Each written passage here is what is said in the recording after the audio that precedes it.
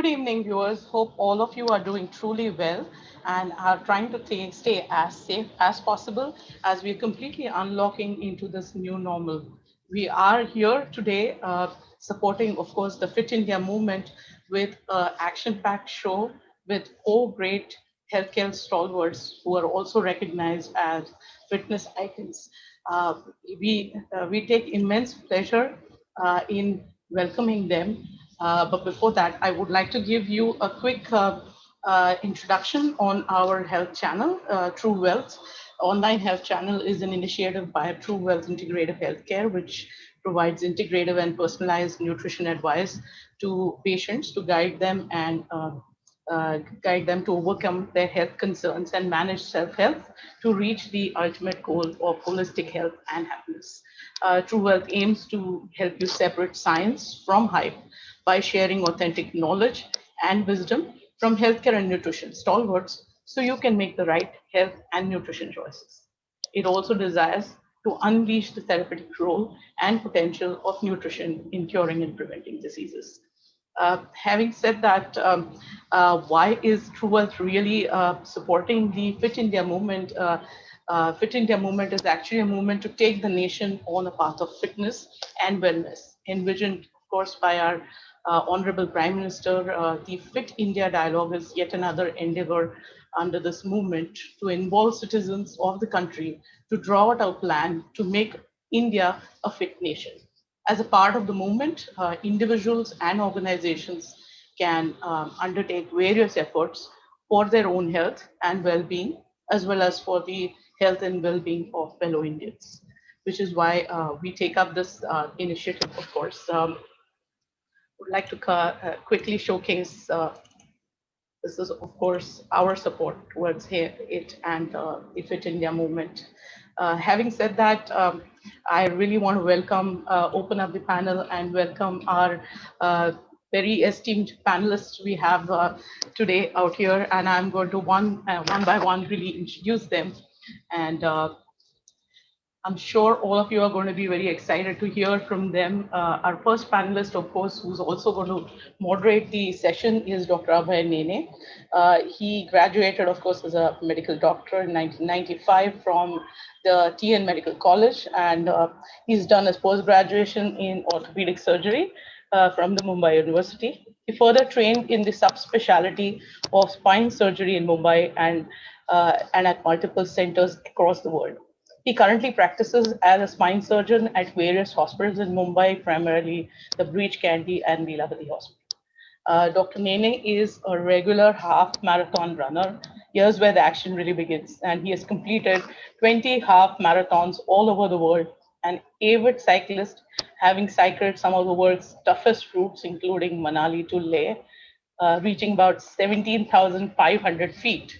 The tour of Nilgiris, India's longest cycle race, which is he was amongst the top 30 finishers in August 2014. The WOW Iceland team finisher again a team of cyclists together, and also the epic 60-hour non-stop relay cycle ride from New Delhi to Bombay, raising 2.5 crores for cancer children. He's an avid trekker, having scaled the Everest base camp, Kanchenjunga base camp as well, and he has summited India's highest trekkable peak, which is Stock Kangri, at over 20,000 feet. He moonlights also extremely well with a rock band, the Flunkies, and he's a vocalist and guitarist with them. Our next esteemed panel member is again Dr. Ashish Jain. He's of course MBBS. He's done an MS in orthopedics, TNB, FCPS again orthopedics, and he's dedicated and exclusive orthopedic surgeon with specialty in complex trauma and general orthopedics at the Hinduja Hospital.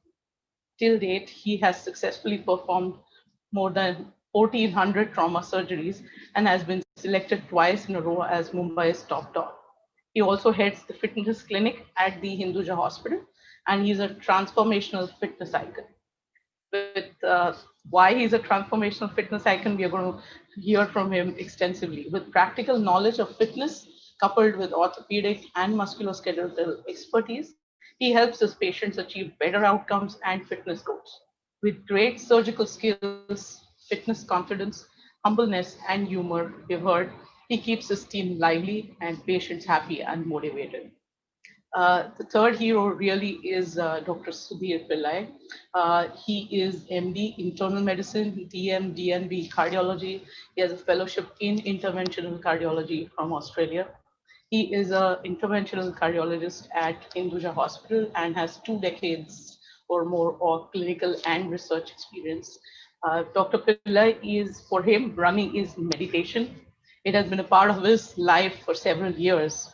He has completed 7 full marathons and 12 half marathons between 2005 and 2018. On the back of this sudden end to his training prep for the New York Marathon, Dr. Pillai, at 47 years of age, underwent a bypass surgery. He resumed his active life within 3 months of it, trained with great perseverance, and completed the Tata Marathon in 2.10 hours in 6 months of his surgery. Really a success in himself, and he practices what he really preaches to his patients. Last but not the least, Dr. Murad Lala. He is, of course, MS General Surgery. He did his MS Surgery and followed by the MCH in Surgical Oncology. He's a consultant surgical oncologist at the Hinduja Hospital with more than 22 years of experience in this field, with special interest in head and neck cancers. He is the first Indian civilian doctor to summit the Mount Everest at the age of 50 in 2013, which he aptly titles as Scalpel to Summit. He's a pro at various adventure sports such as mountaineering, car rallies, skydiving, bungee jumping, parasailing, whitewater rafting. I mean, what is left really? But he participated in the Himalayan car rally for 3 years from 2007 to 2009. And in 2009, he stood third with his wife, Dr. Mamta Lala. With basic and advanced Arctic polar training at Norway, he also holds a private flying license, which he's very passionate about. While in NCC, back in school days, he was awarded the best cadet, and he did get an award from the gold medal actually from the Prime Minister, and he also represented India and Singapore in those days. He also has a gold medal from the Duke of Edinburgh's award scheme. So that's really the esteemed panelist we have here. A quick intro about me. I am, of course, a nutrition expert and the founder of TruWealth. I have about 20 years of experience in nutrition, nutritional formulations, also business strategies and branding. I have a master's degree in science from the Science Hospital and an MBA in marketing as well. But it's not really about me today. I just wanted to give a quick intro, and I would definitely open the panel to our esteemed guests today. And really, first and foremost thing, we are all excited to be here together. But I would also want to ask you, being healthcare stalwarts, and at the same time such great fitness icons, what would you say about the science and evidence really behind the fitness? Now that the movement is all around the country, and you all are uh, really the pioneers and the practitioners of it. Rajashree, I can butt in here and I can tell you Yes, that yes. these three guys here are so passionate about health that I've asked them several times to get on a Zoom seminar to talk about cardiology, to talk about orthopedics, fractures, oncology, and they're like, no, I'm busy. There's clinic, there's surgery to be done. And this took one message. There's a health seminar about fitness, and before the message went off, yes, coming, yes, on in. So you can imagine what the passion is. And Yes, this is yes. indeed a star-studded galaxy. I mean, as a nutrition expert, tell me, what do these guys eat? I mean, this is the star-studded galaxy. I'm looking for glares because the shine is too much on the screen. But Absolutely. let's dive into your question straight away. What's this about fitness? And maybe I can pick on Dr. Pillai as the the first bakara, so to say, to answer our question. Sudhir, why fitness? You're muted. If you can unmute and get on the chat. What is your fitness story? Like, you're a physician. Physicians are those, left side of brain hemisphere, good right thinking, the traditional doctors with a great beard and a stethoscope down there. Why fitness? What was your fitness story? Well, my fitness story is very simple. It started way back in, say, 2001. Now, Ashish may say that he's dropped his weight by 50%, but there once upon a time I was not far away from him. So I was somewhere around, say, 88 to 89 kilos. And I had a massive disc prolapse right there in 1999. I was 28 years old. So 2001 is the one when education stopped. And when education stopped, you think about your own health. Till then, you are nothing but studying. So 2001 is the first time after a hiatus of 10 years, I stepped foot on a road to see how to get fit. And I was overweight. I was snoring, and my wife was complaining about my pot belly. And once we went to a temple in Guruvayur, now in Kerala, you have to take the shirt off. You can't enter the temple with shirt on. So there I took my shirt off in my dhoti, and she looked at me and I saw her face and I was like, oh, this can't go on. So my pot belly, I was proud of at that time, but I started running in 2001, and that is where my data is 1 kilometer. That's it. So it started from there. Then gradually. Say the inspiration was family and social pressures, or did it come from within? Within, because the health, and second, the you can say that some bit of shame, and third, once education over, you don't want somehow, you want to be a role model for your own patients. I can't sit with a pot belly in my clinic, cardiology clinic, and tell my patients to get fitter and take care of their own health when I'm not taking care of mine. So it was time for a great revelation or insight. That's where we started running gradually. But Sudhir, would you say that then it takes a special kind of a person to be aware at the age of 40 plus that now I want to get fit? Or can you generalize and give some tips to people out there who are, typically lazing around and not really so ashamed about their body to, move into fitness for some other, vicarious benefit? To each your own. Some people are happy being that. Ultimately, what matters at the end of the day, are you happy with your own image? Are you happy with what you are? If you are happy with your existing condition, and if you are healthy, the choice is yours. We know that why fitness now, whether it's aerobic fitness or metabolic fitness, we are looking at two things. Aerobic fitness, I meant, is your physical conditioning. What is your height, weight, body, your waist, how you look. That's where comes aerobic fitness comes. But more important, running is not for aerobic fitness. It's not going to make you muscular.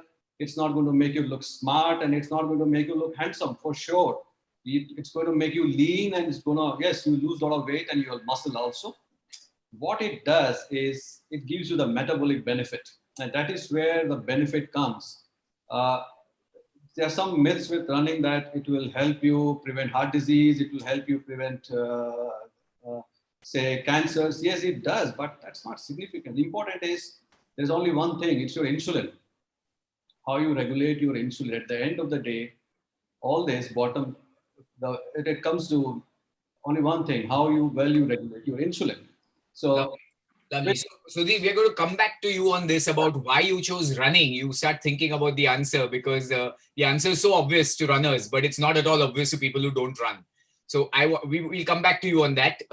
We have Ashish below you in waiting. And when you talk of transformation, this guy is a metaphor for transformation of, of man to animal or animal to man or whatever you want to call it.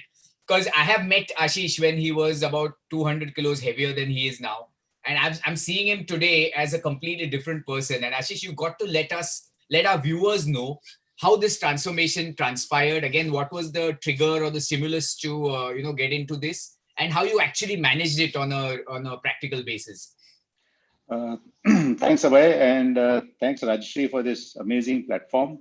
So I think the main thing here is that we are looking at four of us who are medical professionals, and as Sudhir just mentioned, till a certain age, until a certain time of our lives, we are so focused on our careers and our goals as being medical professionals that we tend to disregard our own health. So we think and we don't realize that in life, everything can be managed. Everything, whether it's your career, your finances, your family, you have your backup, but your own health is your responsibility. So Abhay, as you were saying, I think this is what you're talking about. This is how you have seen me. So my story is similar. I was always overweight. So coming back to the thing that as doctors, as we were talking, that how that doctors ideally should be the set an example and should be the kind of icons of health and fitness. But unfortunately, that doesn't happen because we tend to get so lost in our professions and careers and be trying to be selfless to our patients and the society, that little selfishness which should come to ourselves, like even for example Murad or Abhay or Sudhir, you want to run, you want to cycle, you want to do outdoor stuff, those things take a back seat. So for me it was a different story. I was always obese, so this is how I used to look for most of the time. This is my last day in school. So this is, you can see the grumpy face, you're saying, did it come from inside? I was that fit guy was dying to jump out. So this is that sad, this is the sad Ashish Jain who was there, and people said, yeah, metabolism is slow. Important thing is to be healthy.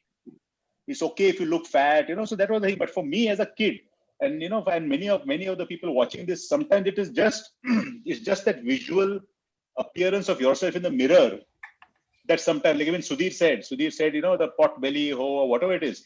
So this is something which has to come from inside. It is something that you want to change yourself.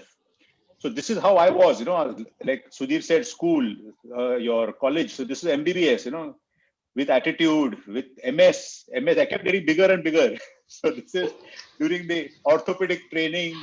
And finally, Dr. Jain becomes a consultant. So consultant, nice, roly-poly, very, very prosperous doctors. And still today, Abhay, you'll be surprised that there's so many patients of mine who have seen me like this. They say, ki, Doctor Sahab, aap to, wo Doctor Sahab achhe the, jolly the. As if I'm looking like some grumpy old man right now, So, so this is how I was. And this is the kind of, still I took up this thing myself, that something has to change, So it has to come from within. So it was, this is again, this photograph of mine on the right is about maybe 11 years, 10 years from today. So at that point it was just work and trying to be your schedule is crazy, your diet is gone for a toss. And I realized that I need to be fit for my work as an orthopedic surgeon, as a trauma surgeon. You have to be fit. So, it's endurance, your working hours, traveling for meetings, courses, and technically orthopedic surgery is a physical job. You see, you are using all those power instruments, and as a trauma surgeon, you need to have some basic strength. And last but not the least, as Sudhir says, and we all agree on this, your own body image and persona to the society as a health professional and to your patients, trying to set an example. I think that for me, Abhay, was a game changer. So that is what got me going. There are two requests. One is that the ladies on the show are saying that we're not paid to see the fat Ashish. Why don't you show because this Zoom doesn't cover your entire physique. Why don't you show some recent pictures of you while we chat? The other request that's come is that, okay, I have the will. I really desperately want to get rid of the pot belly. I want to start looking really good. But what is the practical way out? I just like to sit on this couch, eat and drink. What is the practical way out? I'm 45, 50, completely, looked after. There's no dearth of anything around me. How can I transform? So do you have any practical tips while you show your so I think current images also? Yes. So I think the thing here is, and which Rajashree is the expert at, and we all know, and this is a sad fact that we don't follow, is that 70% is your diet, if 70% and more. And this only comes with time. I think, Rajashree, you agree with this? Absolutely. And there is evidence behind it. So, totally. Exactly. So even those photographs which you saw, Abhay, of me when I was in MBBS and MS, I was exercising. It's not that I was not exercising. I was going to the gym. I was on these so-called diets and all that stuff. But it doesn't show the results. Eventually you need the results. And this is the kind of model which, so as all of us who are overweight and fighting this obesity thing, this is the model which has been taught to us. Either you're eating too much, means you're a glutton, or you're not exercising, so you're a sloth. You see, it is all, the entire responsibility is on you. And that is that guilty feeling which most people who are unfit or obese have to live with. And that is how I was, you see. So we are totally made slaves out of the whole diet thing, and we completely disregard nutrition, really. That's what. So this is what it is, So even as a kid, as a teenager, this is what happens, Like You are told that, okay, if you eat more than you exercise, you will gain weight. If you exercise more than you eat, you will lose weight. So how does one maintain this balance? And all of us have tried it. I'm sure all of us have tried it and have failed. So this is the kind of a model which I used to follow as an intern when I was studying for my surgery. I used to starve myself. I used to go for my work. I used to go for runs and exercises, go to race course. And there are days when I passed out during surgeries when I was training. So this is the unfortunate model which we have been taught. So this just doesn't work. And I think this one slide summarizes everything. This is the story of most of us. Most of us go through this kind of a rut. You go on these drastic diets, you start exercising. Like after today's talk, a few of the people watching will just start cutting down on their calories and start running or doing some kind of physical activity. Slowly you will find that there is going to be, yes, you will lose some weight, but your body tends to slow down because the body needs some kind of energy. You can't starve it. And then you get a plateau, and then you intensify your workout a little more, you starve a little more, and then this muscle loss begins, which is where my kind of opinion comes in, because my thought process on fitness and weight loss is diametrically opposite to what maybe Sudhir has just highlighted about running and all. So we are very, very interested, Ashish. You just highlighted the fact that the standard way of eating less and exercising more is not the way forward. Exactly. And we definitely want to know your mantra, because everyone wants to be like you. But we are going to again hold on to that, because there are 4 more people waiting for us on the show. So the next 4 people are Murad Lala, Murad Lala, Murad Lala, and Murad Lala. Because he's not 4, I'm going to say 25 people, but they don't fit in. Murad, what's going on, man? You're like, you're so many things rolled into one. I've heard of jack of all, but you seem to be the master of all, because you've really summited every area of interest that you've even scratched the surface of. You're a pilot. You do dive, don't you? And you're a high race car driver, and you've summited the Everest like nothing short of that. I remember meeting you in the corridor and saying, I'm planning to cycle the periphery of Iceland, and you said, I'm coming. I said, have you cycled? No, but I have 2 months. And in 2 months, you with the whole team, you perimetered Iceland on cycle. So what is this about you? You're 5 feet 6.5 or 7 inches. I'm letting that secret out. And you have this really humble, boyish face. You're always smiling. So what is the secret? What is the secret of the spirit of adventure and the spirit of what are the roots? Can you tell us, Murad? Yeah, okay, that's very kind of you. The way you put it, I'm also impressed with myself. But I mean, I should say, actually, I'm very blessed. I was born with good Baba genes. So I really didn't have, the obesity issue to fight with. And I was pretty healthy right throughout. But the so-called spirit of adventure, I think 2 basic strong foundations. One, of course, my parents. My dad was in the Air Force. So dad and mom would never let an opportunity pass by me and say, yes, you must try this, you must do this, etc. And my schooling. I was at the Lawrence School, Lovedale, which is in Ooty. Lovely 600-acre, campus with lots of extracurricular activities. And the emphasis was more on co-curricular activities along with academics. So I think those 2 were real strong foundations. Of course, I never excelled in anything in school, but I loved the outdoors. And as Ashish mentioned, that when you're a doctor, it's initially your MBBS, your internship, post-graduation, fellowship, get settled, actually get a job. By the time you get a job, you have a family, so education for that, etc. So by the time you can really, let yourself loose, it's pretty late in life. So I was around the 40s and I realized that, there's so many things I want to tick off my bucket list. And probably now's the time I can set out to do it. And that's where, and again, I mean, my mantra is that normality is a paved road. It's easy to walk on, but you'll never find flowers growing on it. So just get off the beaten path. That's where the adventure starts. And every adventure teaches you a new life skill, teaches you new you learn a lot, and you get to meet so many new friends, new experiences, etc. And that's probably the roots of my so-called adventure, spirit of adventure. Abhay, 1 sec. I just want to butt in. So I think one of the things I've seen about Murad is because there are so many aspects to fitness. It is not just physical fitness. Correct. It is like he just mentioned. It is mental, social, and this is more cognizant now. Looking at the COVID situation, where you're isolated, you're not interacting with your friends, you're not really in society. As doctors, we are just seeing patients and disease and that kind of stuff. So I think what he's talking about, and I envy that kind of activities. I've never really been that kind of an outdoor person, but I think everyone should nurture something which is creative, either in a way of some kind of your own artistic things to bring out, which I think Abhay is very good at. I think Abhay with his music and it also channelizes your energies. But this kind of outdoor activity, some people may not relate it to fitness, but I think You it's got an to keep integral looking at the part. bigger picture and try to transform your fitness into bigger goals. Yes, And yes. what are yours, Ashish? I'm curious because I've seen you getting bigger and muscular. But do you have any bigger goals like summiting the Everest? No, no, no. I am not. I'm too afraid to go on stage. So that is something, and I'm sure I'll be divorced by my wife if I strip down on a public platform. So that is the first part. But coming to the goals, I think today, see, there was always that first, the goals keep changing. You see, the first goal was to look normal, not you to kind of disappear into society. Nobody looks at you as a fat person, So that was my first goal. Then slowly you keep following the principles and you start looking better.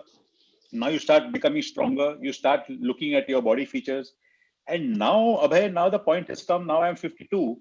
Now my goal is, number one is how to stay disease free.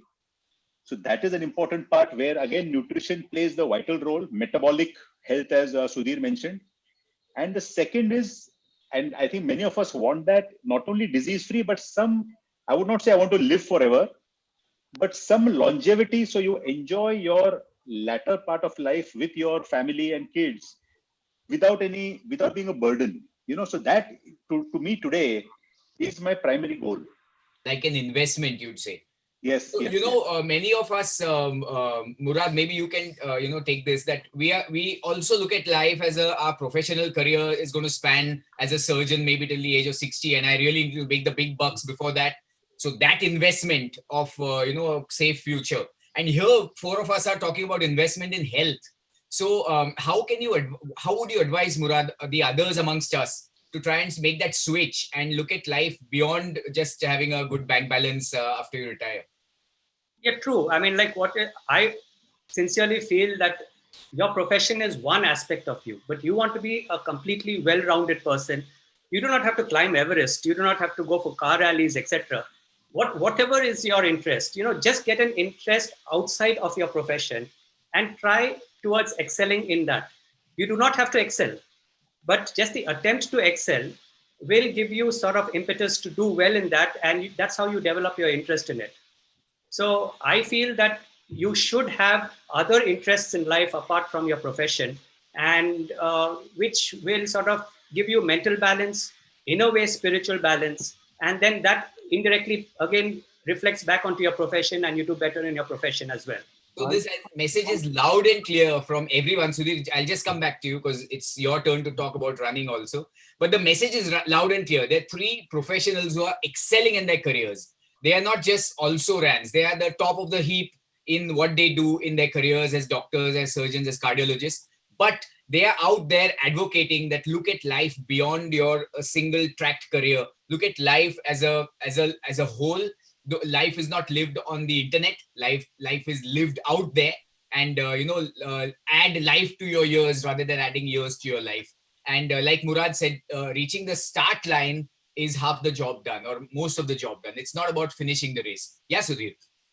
No, what I meant is, I run, I exercise, for example. Now, whether it has helped in my career, I think it helps immensely. Any form of exercise you do, any form of, say, intense exercise, for example, what Ashish does, or what Murad does, what you do, what I do, running.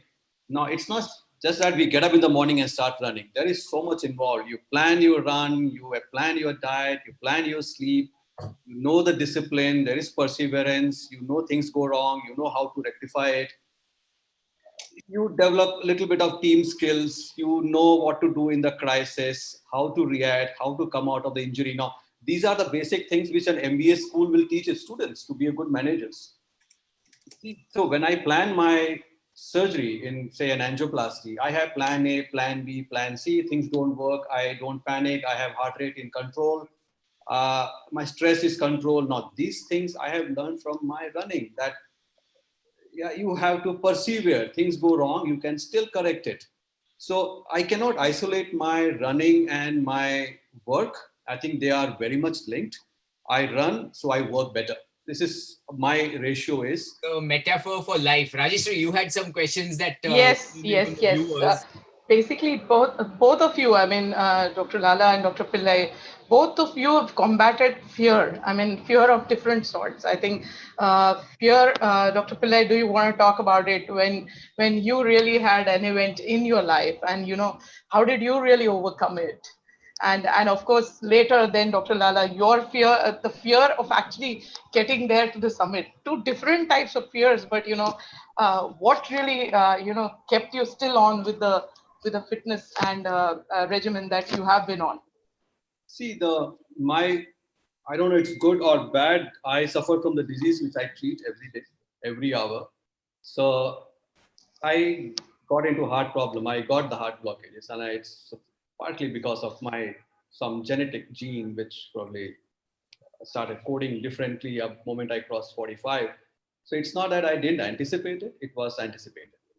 So as I tell people, running does not prevent heart disease. It did not prevent heart disease in me, but my fitness allowed me to recover faster. You would not understand in a situation where a patient goes home on day 5 of bypass surgery and starts walking in 2 weeks' time and 10 kilometers at the end of 3 months. So yes, it was a huge setback for me, mentally, emotionally, physically. But I remember I sat down with my wife and we had a small discussion. I said, what do we want? I had an option of angioplasty that, okay, get it done, go come home quickly. But then I was looking at what kind of life you want to lead. You want to lead a partial sedentary life with intense drug control, diet control, and constant fear, or you want to go under the knife with a huge risk, a long rehabilitation, but at least So I'm going to butt in here for the layman. Sorry, Sudhir. For the layman, when you get a heart issue or a heart block, there are two options. One is to modify your life to suit your heart, where you put in small stents in the heart, chalu rakho, and cut down a lot of physicalities in life. And the other is to modify your heart to suit your life, where you go under the knife and get new pipelines fit and get your heart running. And the choice is yours. Like in Sudhir's case, the choice was his. Yes, Sudhir, go ahead. yes, the choice is always yours. See, there are some kind of heart disease where you have option of don't have to undergo surgery. You can get away with angioplasty, of course. But when there an equation comes, whether you want surgery or whether you want angioplasty, then the patient has to take a call. See, my call was different. I said, all right, I'm 47, but I want 25 years of good life. I don't want to live for 15, 18 years with the constant fear of blockage, stents, and more procedures with restricted lifestyle. I want my liberty back. I wanted my independence back. So there was a fear, of course. Nobody undergoes heart surgery with, without fear. But on the day of surgery, now I remember this was August 2nd, and July 29th is the time when Mumbai Marathon registration opens. And I was running for New York Marathon in November. Anyway, New York was out of things. So on the day of my bypass morning, I registered for Mumbai Marathon. And when I was wheeled in the theater and I told my wife, Nita, that I'll come back because I want to see you all, of course. And second thing, I will run this marathon for sure. No, it was not that I did for my ego. Okay, that was one part. Maybe it played a part. But I knew it. It was a yardstick I could use to recover faster. If I had been told that, okay, you stay at home for 3 months, you don't walk, after 3 months, say, join a rehab, do a little bit of exercise, I would have taken 2 years to recover. When I knew that, okay, January is my time, and I understand the disease. I understand the surgeon. I understood what he did. I knew my flow is back. My only worry was my bone. My only worry was my bone. So I was in touch with most of the orthopedic guys, and they say, okay, how does the bone heal? The moment I realized it's healing at 8 months, I was back. Yes, there was a lot of fear while running. What happens? What if the bone breaks while surgery? No, you have to run. You have to push, and you can't run without your center bone involved. But you have to kind of back yourself up. Why not? Why wouldn't I run? And what do I do to prevent another episode? What do? I take medications. I got into a disease where I had no risk factors. I had nothing, no diabetes, no lipid, nothing. No conventional what we tell patients, iske karan ho gaya. So I had one gene which was coding against me, and so I had to suppress it. And I didn't find a better thing to do than just run and cut down my lifestyle, not lifestyle, my diet, and try to be as ideal as I can. So it was good because 21 kilometers after that, I've never looked back. And today also, see the post surgery, as most of my patients also know, your chest is never the same. It will pain. At some days you feel the chest is paining. What do I do? Now, if I get that pain, I get up in the morning and I run 10 kilometers and I come back and I said, oh, I didn't die today. So I don't have to fear. So I overcome my fear. I use my exercise to overcome my fear. That's all I do. It's like a very simple equation, and it's interesting to know how the heart guy worries about the bone and the bone guys worry about the heart. But the cancer guy reaches Everest. So before we come to the Everest and the big story, Ashish, we are dying to hear that mantra, that secret, because all of us are worried about our pot bellies and our love handles. And please tell us how to get rid of it. What's the mantra?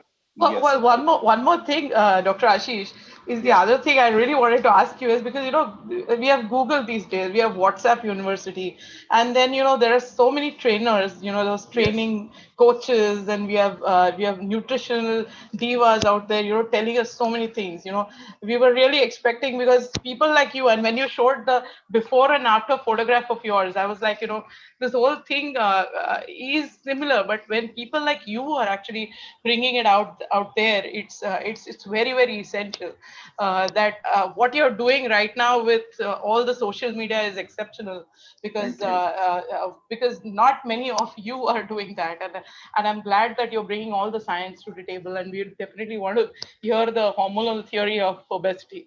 Yeah, so I think that's where I think that is an important role as medical practitioners we need to play, because at the end of the day, like you said, there are trainers who have a lot of information, there are nutritionists, there are dietitians, so information overload is everywhere. But somehow people, patients or individuals would rather have the final word from a medical practitioner, because we are finally worried about our bodies. What is the role of this diet? What is the role of protein on our, which we will discuss in a while. So I think the basic thing which I would like to tell our viewers today is that one should go down to the science, as you said.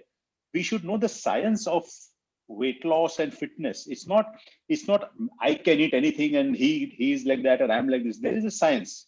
So this is, I'm trying to simplify it in a few words. So this is what I mentioned the earlier theory of that single compartment, that you put food in and you exercise the food out. It doesn't work like that. So now it's been shown the fault, like in Pillai's case, in Sudhir's case, he was having no risk factors. So question is, how did he get a heart problem? What is the science behind it? So that is what you have to look at. What is the pathology of disease? And that is where medical science comes in. So now it has been shown that obesity is not just calories in, calories out. It's not the individual's problem. The new theory is the hormonal theory, and high insulin and cortisol. What is cortisol? Cortisol is a stress hormone. So all of us have stress in our lives. These two hormones are the ones which cause obesity. And the result of that is, so as you can see what is mentioned here, we do not get fat because we overeat. We overeat because we get fat. And that is what we should understand. And this is, I'm just trying to simplify it. Now, this is what we should, maybe one of our take-home messages to the viewers. We all talk about belly fat. We just want that little fat on our tummy to go, or in some people, it's just some fat on the thighs or the buttocks. They want regional weight loss. But friends, the body is very smart. See, what is fat? When you talk about obesity, is fat bad? Fat is your body's energy store, and fat has a lot of functions in the body. It has a lot of important functions like hormones, body protection, insulation, lot of functions. So what happens is that on a daily basis, whatever you eat, the food is stored as glycogen, which is in your muscles and the liver, which is like a fridge in your house. And the rest of the extra calories which you eat, the body stores for a rainy day. So maybe one day, and our bodies technically, which we are now getting aware of, is not meant to be constantly fed. we are now in an era where there is ample food and there's a lot of processed foods available, and we are living a sedentary lifestyle, much against our ancestors who were at some way long back were hunters, gatherers. There was no surety of when the next meal will come. There were starvation phases.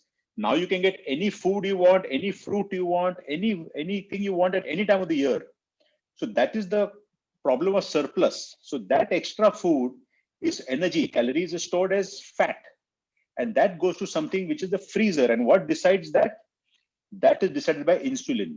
So insulin decides how much will go to the body stores and how much you will use. So from this model, you can see, so just exercising, you're just eating into that fridge. You are not really going into that body fat. So the problem, this is the normal cycle. Your blood sugars go up, your insulin goes up, that sugar goes down, you get hungry. So if you're more hungry, you will eat more. So if you're fatter, you eat more. And because your sugar is down, your energy is less. So why will you exercise?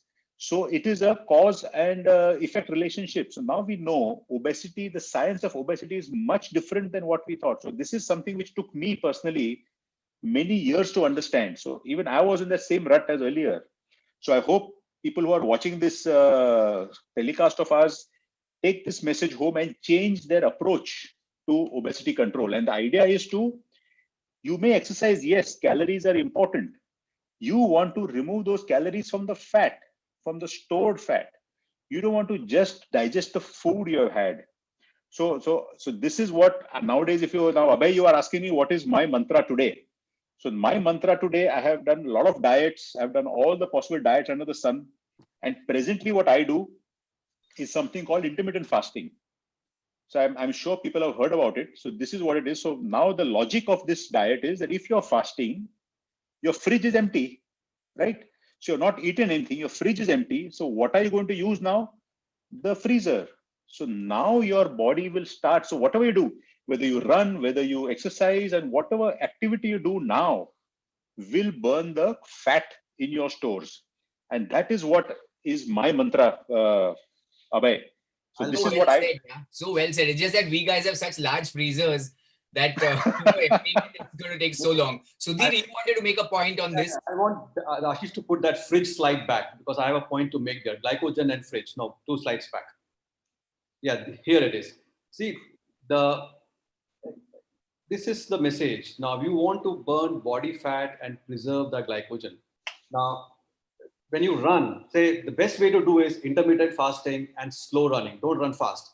Now, slow running and fast running are completely different. When you run slow, you burn this fat and you are not going to burn the glycogen, right? When you do a fast running, you are going to predominantly burn glycogen, not the fat. The fat will remain in the place. So people who just run 10 minutes in the morning and come back and have a nice fulka after that, they are not going to lose weight because you have not lost anything. You depleted your glycogen and you replace your glycogen, fat remains there. So the important thing here is what Ashish said, fast so that there is no glycogen. Even if there is a glycogen, you don't want to use the glycogen. Train your body to use this fat, and that is where slow running is important. You don't have to run fast. You just don't run slow and have good endurance. You will burn this body fat and body will learn to store glycogen. Very, very interesting. Running in zone 2 and zone 3 of your cardiac capacity. So we want to switch now and go back to the mountain man who's located on top of all of us. And Murad, we've kept too many people waiting on your tryst with the Everest. And I'd love it if you can run some of your slides while we chat about how did you start? When did this idea first come to your mind that I don't want to do simple stuff. I want to just summit Everest. Can you share your slides, Murad? And you're muted also. And if you wish, I can share your slides. No, yeah, I'll share the slides. So now, when did this start? As I told you that I've always had this in my mind that I wanted to summit Mount Everest. But by the time the opportunity actually presented itself in the sense that we say that we want to, it's a lot of investment in the sense it's approximately 35 lakh rupees for me to summit this mountain. It costed me 35 lakhs for the permit and for the summit. So it's expensive proposition. And when I did my car rallies in 2007, 8, 9, my wife and I used to keep discussing it's such a crime, such beautiful scenery. We just whizzing through. We can't stop. We can't take it in. And that's when, it really sunk in that, okay, I will climb the mountains and, it'll be much better appreciated if I'm there within it, sleeping in it, climbing the mountains.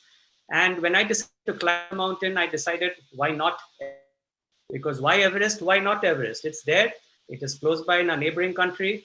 And again, a lot of research went into it, and I realized that technically it's not such a demanding mountain. It's not a technical mountain to climb as far as a mountaineer is concerned. The main battle is the altitude, and the main battle is, of course, your mind. Now, coming back to fear, Rajashree had asked about fear to Sudhir, and he very eloquently said how he had put himself in a situation where he had a goal. He had fixed his goal and then went in for surgery. The same thing on the mountain. If I stood at base camp and I looked at the summit of Mount Everest, I would never have reached it. It looks so daunting. It looks so unsurmountable. But take it step by step. You compartmentalize it. You say, I'll take it day by day. I'll do it step by step. And I will just show you this video to explain what fear is. I have climbed, when I'm showing you this video, I have climbed approximately 10 hours the entire night, okay, or more than 10 hours in the night. And I'm climbing here. And I come to this place called the Ridge at about 28,000 feet. To the left is the Nepal Valley. To the right is the China Valley. I've got this very narrow ridge I have to cross with this narrow rope on it. And to make matters worse, climbers are crisscrossing.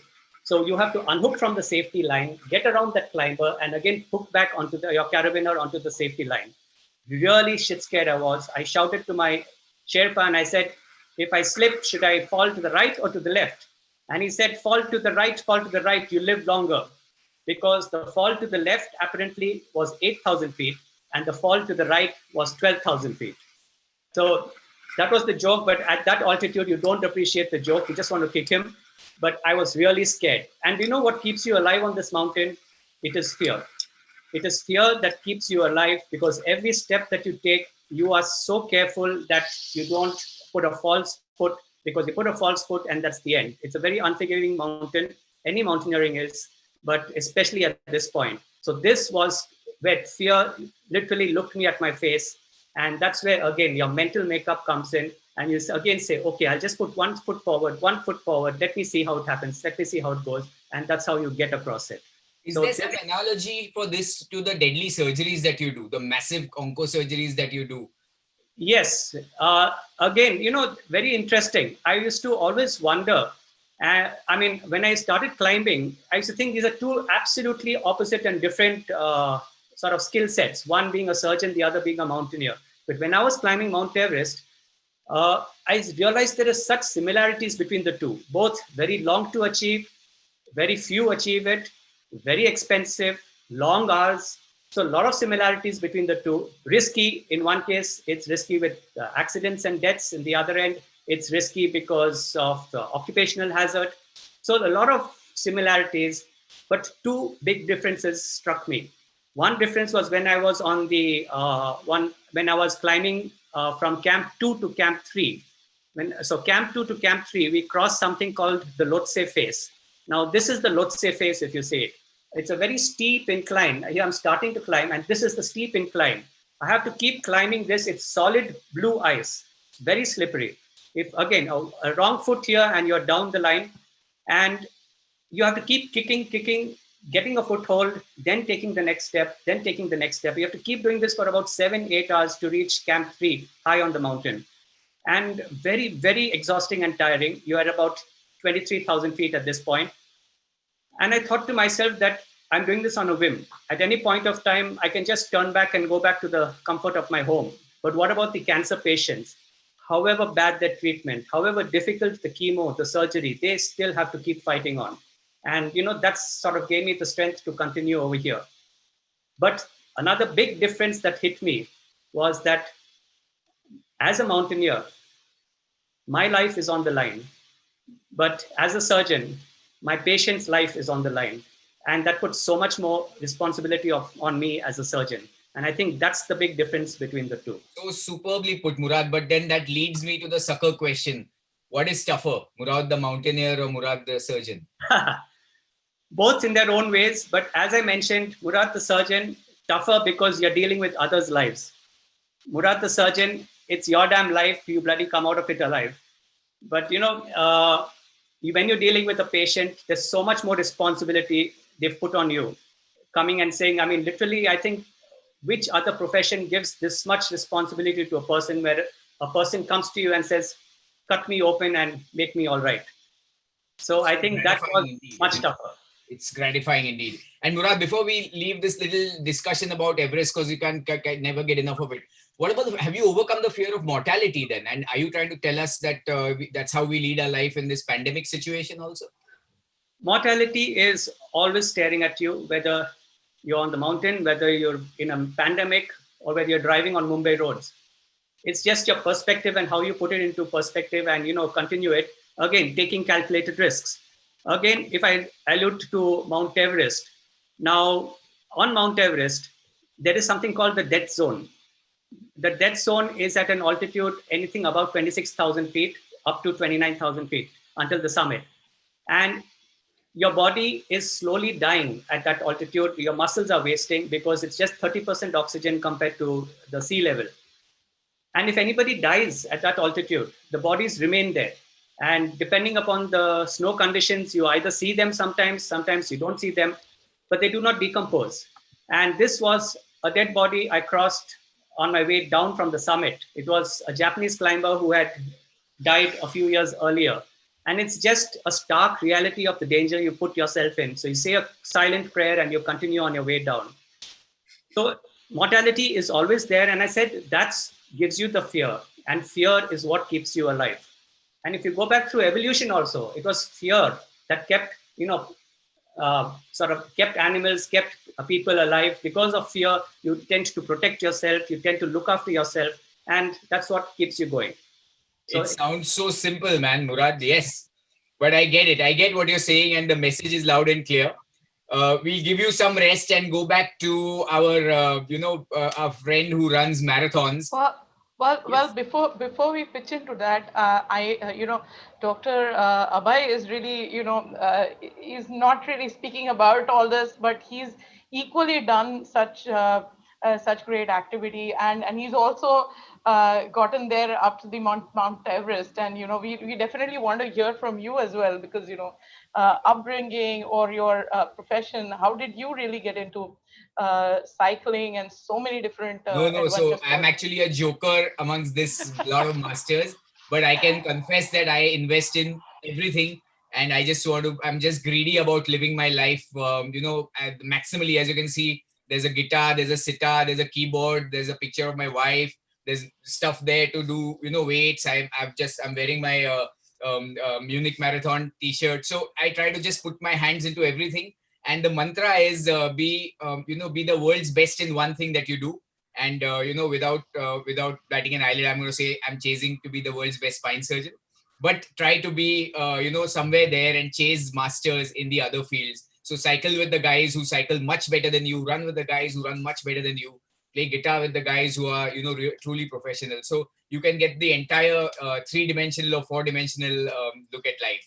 So we'll leave that aside and just focus back on the masters, because yes, Sudhir. No, I'll ask you one thing, Nene, because I have seen so many people cycling now once the lockdown started. Okay, you don't even get new cycles in the market, because across the board, I run, you've seen it, Sunday. I think you must be struggling to cycle on the Marine Drive because there are so many people losing parts.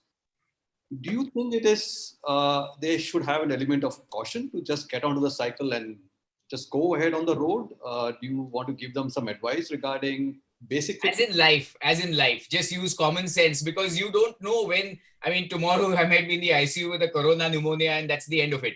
So, the advice is you got to be sensible. You got to know your pitches. You don't just go out there and dart off on, when you dart off on two legs, you're like driving your own car. But here you're driving when you're on a racer cycle, you're driving a Ferrari, and it can go out of control, and you have to rely on people other than yourself, driving sensibly. So I think there's a lot of truth in what you said. But as far as the fear is concerned, I think it's much less than climbing the mountain or doing a marathon after heart bypass surgery, or even getting to the level of fitness that Ashish has got after spending so much time on the other side. So my advice would be, do it sensibly, but definitely take it up, because it's a good retirement sport. Sudhir, what about running? Because there's so much controversy about running, and it's the bang for buck is what people keep talking about. And so, why did you choose running amongst all? It hammers your knees, hammers your spine, hammers your heart. Maybe there's stuff about Pidipidis dying after finishing the marathon, or the guy on whom the famous book has been written. He dies at the age of 52 while doing a 12-kilometer run. So, can you just demystify or declog our minds on this? I'll divide in two parts. One is marathon running and death. Okay, let me put it. That's fair. Now, 2016, 6 lakh people in 6 lakh runners completed marathon in US in 1 year. In 2016, and how many died?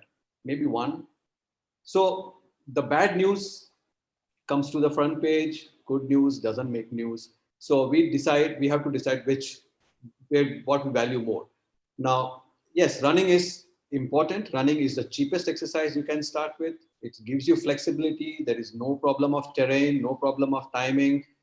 Just put on your shoes, have basic principles in place. Everybody can run unless it is physically incapacitating in some ways, neurological or spine or heart failure. So I started running because that was the only avenue available with me in 2001. I went to Chennai, started running, went to Australia. Again, I ran. I didn't have to buy anything. It was simple. Get up in the morning and run. Started from there. Now, does it prevent heart disease? I will not say running prevent heart disease with conviction. No, it will reduce your risk factors. It will give you long-term benefit from developing heart disease. It will prevent diabetes. It will prevent Alzheimer's. It will prevent cancer. It has a lot of benefits. But yes, you think I'm running and that's why I will not get to heart disease. That doesn't happen. Why do people die and get into problems? There are two things. One is running for, say running to prove a point, whether it's social media or Facebook or WhatsApp or your colleagues, or most susceptible are people in their fifth decade, 40s to 50s. That is a time when midlife crisis sets in. They either go to the gym or they either go to the road. Now, if you start any kind of aerobic activity in your fourth decade or fifth decade, you have to be very cautious. You have to take it very slow. You better join a group. You be among a properly trained group. Don't be a lone wolf, whether you have no idea what you are doing. These are the people who get into trouble. That I have not run all my life, and suddenly I ran 10 kilometers. Now, when that happens, your blood supply of the heart, that blood vessel tears off and you develop clot and suddenly you collapse.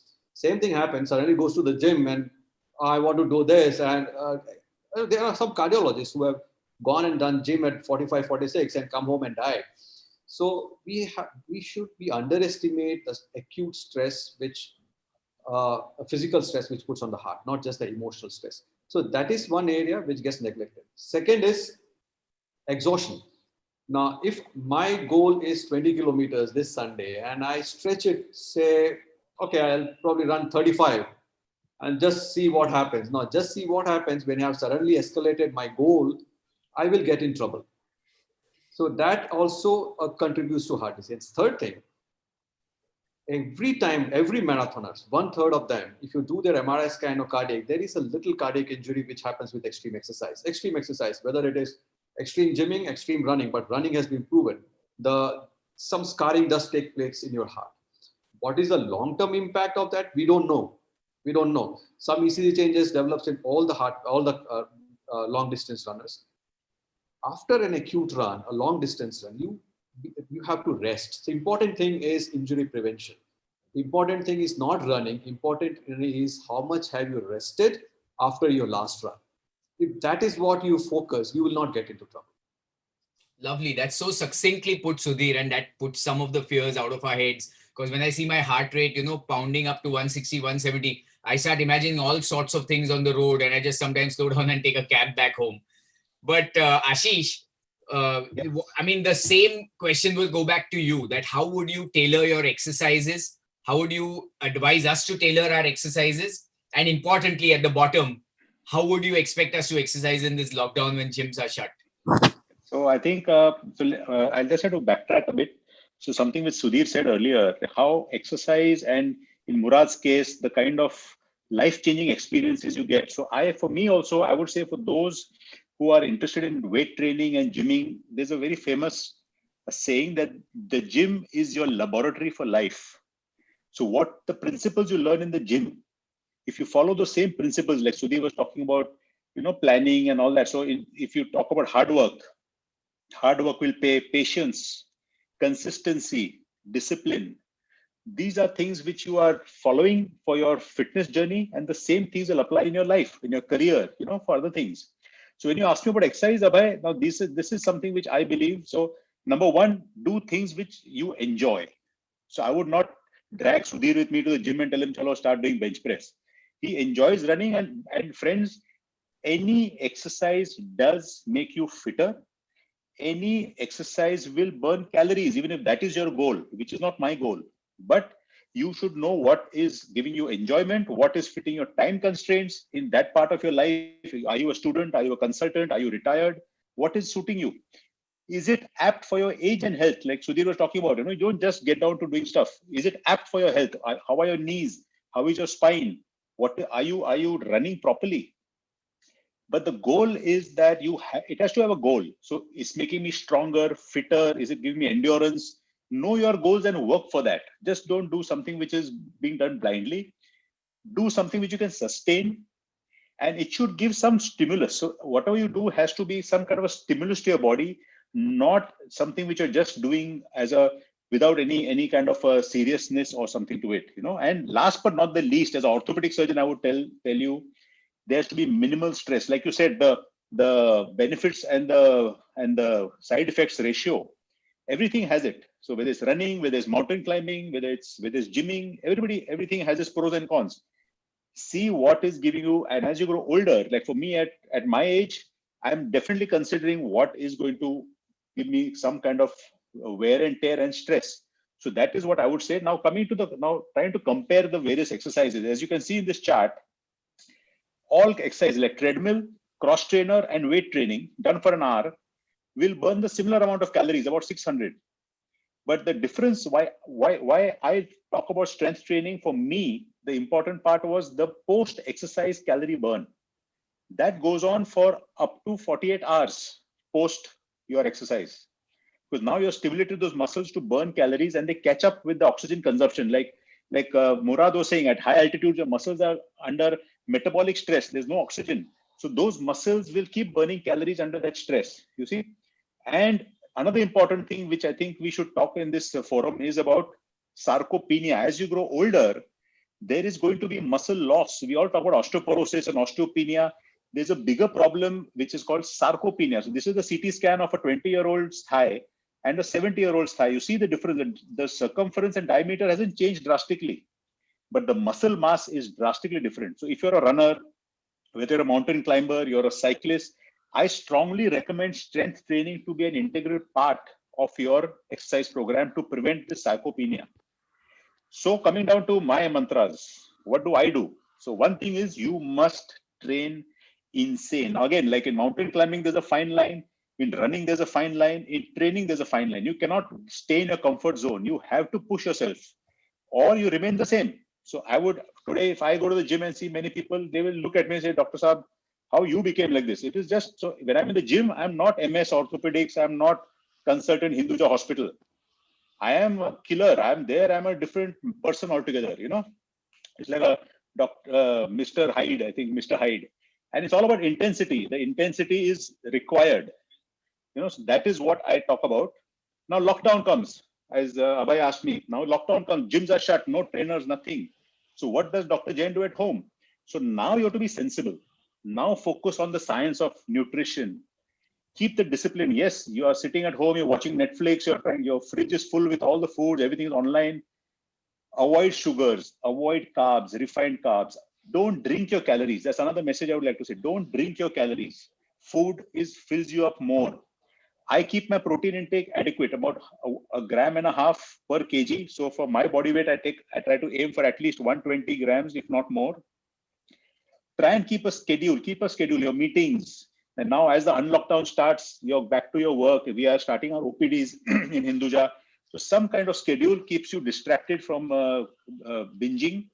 And last but not the least, a home exercise plan. So yes, gyms are shut. So what do we do? Excuse me, there's no reason to not exercise. So you can do freehand exercises, use your body weight. You can use small things like, I dug up these kind of medicine balls were there lying in the house. My wife and kids used to use it. Squats. Now I am an old man. My knees are bad. I can't do free squats. I use a chair. But again, these are modifications I do at home. Get yourself these tubes available on Amazon, online tubes, exercise with those for resistance. Idea, what I said was add some stimulus to the muscles. Keep adding stimulus. Yes, furniture. We all have furniture in the house. Yes, Abhay, you can do with your sitar. You can lift your sitar for biceps. And last but not the least, the famous Dr. Jain's Balti workout. So here again, so this is all what I was doing while I was waiting for the unlockdown to start. So you can do squats, you can do back, you can do biceps, and there are a lot of modifications I did. And finally, and last but not the least, yes, okay, unlockdown has started. Now you can get the gym home. So I have managed to get my gym set up. This is my living room with all my stuff in the evening when I work out. And then you get going. Use whatever furniture you can get, pepper fry, lie on it, don't break it, and you start working out with it. Get the music going. So I think it's all doable, And the idea again at home, there's no excuse. You have to be, that intensity still has to be there. So it's not that at home I'm doing something silly, right? The idea is all up to you. So my message, Abhay, to everybody is you have to be smart. Okay, you have to be the guy there pushing the truck and let your supplements, diet and workouts work for you. If your wife gives you the balti to do katka in the house, go lift. Yeah, Rajesh, that's we what. wanted to shoot. We are at the end of our last 15 minutes maybe. Yes, So Rajesh, yes.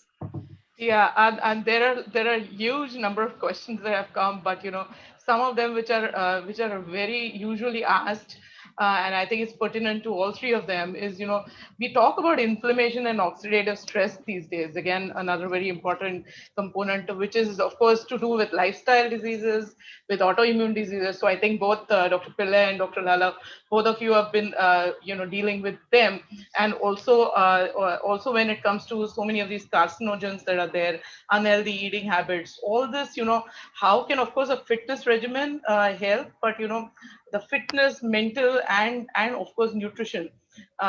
What's your real view on when it comes to nutrition and fitness with these two, and should people really focus on inflammation and oxidative stress? If I am to answer this, now there are two ways. One, are you dealing with inflammatory food or you are dealing with an inflammatory body, right? Mm-hmm. Now let's focus here on food and inflammation, because inflammatory body is a completely different medical subject. Right. Food is inflammatory. Now, when we talk about, say, trans fat, very simple thing. I'll talk only about trans fat. Now, why food has become inflammatory over the period of last 400 years. Now, let's start with basic sugar. There was no sugar in the world before 15th century. Now, where has this sugar come from? Now, sugar has come from because man loved it at 15. There was no sugar in Europe. There was no sugar in London in 15th century. There were no ice creams. If there was sugar cane, now sugar cane led to colonization and the world changed. They said the sugar changed the world. We became trapped in that sugar cycle. Now, sugar is inflammatory. Now, human being is not supposed to consume sugar. We are metabolically not, over the period of 5,000 years or 10,000 years of human civilization, sugar has not been the part. Yes, complex carbohydrates have been your part of your body. Sugar has not been. Refined sugar, absolutely no. We have changed so much in 400 years. Where is 400 years compared to 10,000 years of evolution? Now, suddenly a new thing has come into your body, into your diet, and that is predominating. Now, average consumption of carbohydrate is 80 to 85%, where actually, reality, it should be 20% of complex carbohydrate. Now, we are getting carbs which are refined with glycemic index. So the sugar goes up immediately, comes down immediately, you are hungry again and you eat again. So this cycle goes on, and more the sugar cycle goes up, more the insulin follows it. Now, basic problem why I say is the insulin. If you are constantly fed, constant sugar in your system, the insulin will be constantly high in your blood. Insulin is inflammatory. Your cancers, your cardiac diseases, your Alzheimer's, your dementias, your obesity, they all interlinked in a complex way, but the baseline is insulin. If I'm told to change one thing in human body, I would do to remove insulin from it for most of the day. And that is why intermittent fasting works so well, because for 16 hours, there is no sugar in your body and your insulin is down and you become less inflammatory. So that is one part of sugar, obvious sugar plus hidden sugar. You would know that how much corn starch and how much sugar is there in a bottle of ketchup. Nobody looks at it. For them, ketchup make you the sugar, but it's full of fructose. Now, who is supposed to consume fructose in this world? You're not. Where is your liver, which has probably broken down complex carbohydrates for 10,000 years, suddenly got a new thing like fructose? What will it do? Now, that is still fine. Now, the trans fat has been brought only for mass consumption so that the world does not go hungry. Nobody would eat cookies otherwise day 4 or day 5 of baking unless there is trans fat, which will keep it nice brick, nice texture, and increase the shelf life to 14 days. Now, human body so far has not developed an enzyme to break down trans fat. Now, we all evolve with time, but it needs time. Maybe another 1,000 years, we will develop an enzyme to break trans fat because it's getting into our body every day. Trans fat is the most inflammatory thing you can ever ingest. All right. If you ingest 1 gram of trans fat, it takes 12 to 14 days to get it out of your body. So every day trans fat getting into your system, it accumulates and body doesn't know how to break it. It is very inflammatory. It goes and breaks down the cell walls of your arteries, cholesterol deposits. Cholesterol is not the culprit. Cholesterol is not the real culprit. The real culprit is the quality of cholesterol you are dealing with. So if you tell me to focus on 2 things among the diet, I will focus on sugar and I will focus on trans fat. Now, they are also linked with malignancy and carcinogenic, pollution. In fact, now Murad will take it from there, and Ashish, of course. Ashish, Dr. Ashish, you wanted to add something to it? So just coming down to carbs. So everybody talks about carbs, right? So they've been wrongly made the villains. So like Sudhir said, it's the sugars and refined carbohydrates we're talking about. See, the simple now question is, if you ask me, what is it that we should eat? Come on.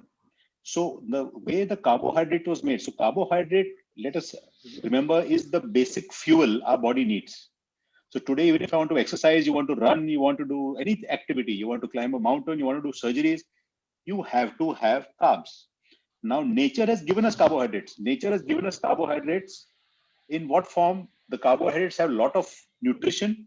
So fruits had a good form of carbohydrate. And most important, more than the nutrients, is the fiber. Now, what we have done by processing and refining is we have removed the fiber. So one of the definitions of fast food is fiberless and nutritionless food. So that is what is being given to us, and that is what comes in packets. So whatever comes in a packet should be avoided. You have to eat food which is high in fiber, it satiates you, and the fiber in the carbohydrate reduces the inflammatory response of the body. So all carbs are not bad, but the idea is to know the good carbohydrates and stick to those. Sure. Great, amount of information. Murad, do you have something to say about food? Because I see you eating the unhealthiest food, and you're still so fit. So, do you still care to say something? No. Nothing about food, but yes, I mean, being a cancer surgeon, apart from all that Sudhir has said, very relevant for cancer as well. But please, more importantly, for the cancer is tobacco and tobacco products. Even the gutka, even the pan, etc. We are seeing it ravaging teenagers, young people, the youth, etc. And I mean, for an example, I for one of them, I wrote an antioxidant just to buy time till his things are over. And he said, no, but this can have side effects. So he's worried about the side effects of an antioxidant, but he doesn't care a damn about the tobacco that he consumes. So apart from everything they said, tobacco also is a lifestyle disease. Fantastic. So it brings us to 10 minutes to the Mumbai Indians game, which means that the clock is ticking. So we want to, if Rajashree, you don't mind, You Well, like? Dr. Abhay, I just want to share one comment. I mean, there are lots of questions which have come, but of course, we'll have to do another show for it. But I want to share a comment which has come from Dr. Alka Mandke, and I think it's more pertinent to Dr. Pillai as well because it's so close to his life story. She says, she's really enjoying it, and I'm sure you all know her, and she's really enjoying the She's program. the boss ka boss. Dr. Alka Mandke is the boss ka boss, and kudos to her, and we all really look up to her. Well, she says that she really remembers if Dr. Manke would have been around to listen to you all, and she says she's so proud of you, and especially she's identifying everyone at 50. So that's really I wanted to share. But I think Thank you you, can ma'am. Thank go you, ahead with the final Dr. Mandke, questions. so much. So, Sudhir, maybe we should pick you up for your final comments on. There are two questions I want to ask you. What has your fitness story taught you? What lesson has it taught you? Life's lesson. And what is your advice to all the heart ailing patients who are out there and who may want to live a good, healthy life? Well, fitness story has taught me basically two things. One is discipline and organizational skills. Second is that all problems can be overcome if you persevere, give it time. And number three is fear sometimes is irrational. I will not say be reckless, but fear is one constant which prevents people to excel. So if you can balance it out, these three things, I don't think any reason why you can't either run a marathon or climb a mountain or be a better builder than Ashish. I mean, you can always excel. But first is the fear of not excelling. You can always do that. Lovely. So well put. And Murad, the question for you is that have you now developed a special relationship with fear or with unsurmountable challenges that are bound to come in the rest of your life? Number one. Number two is you've done it all now. So what next? Is there something else that's waiting? And number three is where do we see Dr. Murad Lala at 80? Yeah. So, well, there are too many questions. What was the first question? The first question is, have you developed a special relationship with fear? In the sense, as I said, I mean, again, if we actually go into the science of it, which I won't, it's all the dopamine kick that you get, and once you have that dopaminergic kick, it's a sort of it gives you a high. So you're always looking for the next high. So yes, there's a lot of things on my bucket list, and as you know, that actually April last year I was supposed to ski to the North Pole, but because of the lockdown, it didn't happen. Hopefully, April next year will see me skiing to the North Pole. That will be another thing off my bucket list, and then many things more. But I want to tell everyone that do something not, as someone mentioned earlier, it's not an ego trip. It's not to prove something. You should have the correct reasons for doing whatever you want to do. Bottom line, it should be enjoyable. And when you go to your grave, whether it's 80 years or 90 years or whenever it is, go with a bank full of memories rather than a bank full of money. That's my mantra. Fantastic. That's fantastic, Murad. Ashish, we didn't even touch upon the topic of Mr. Jack Doc.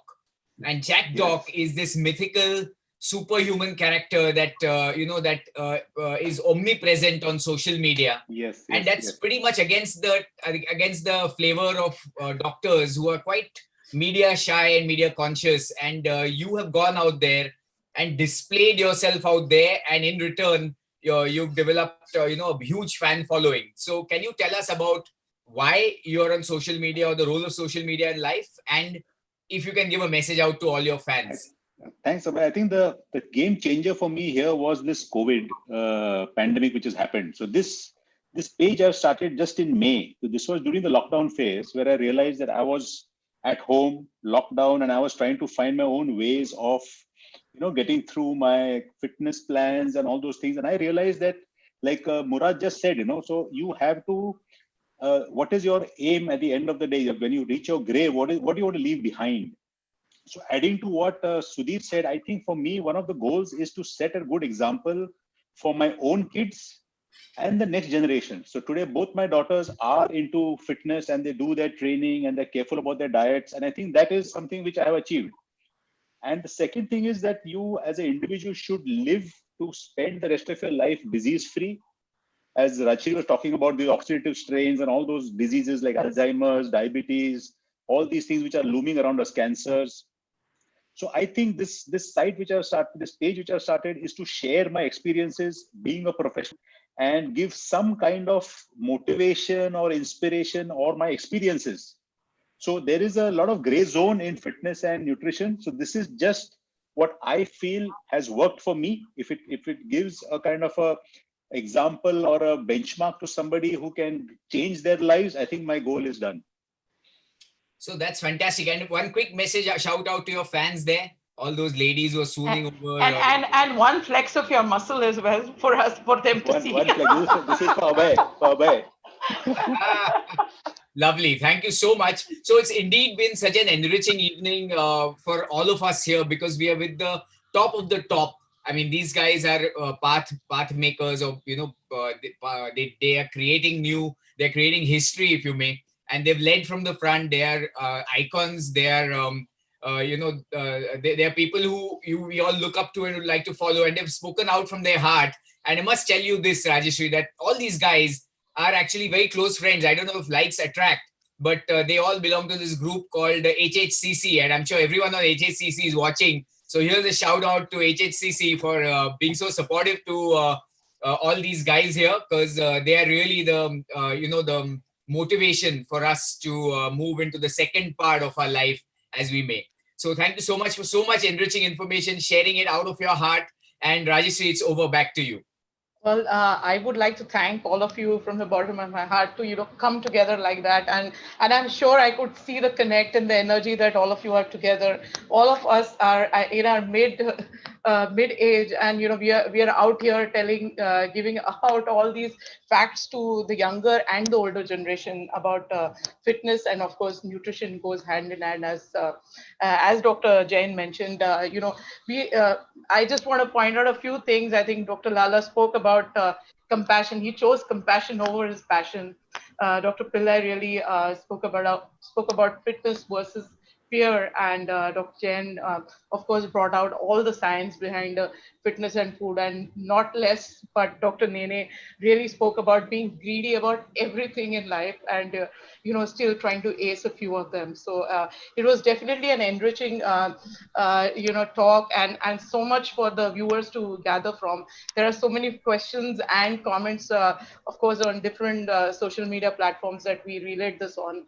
But I'll thank you again for being here. I would like to thank the viewers, and of course your group of HCC for being there, supporting this session. And we really look forward to many more interactions with all of you time and again. And of course, it will be on fitness more than your therapy areas, as it seems to be the biggest passion.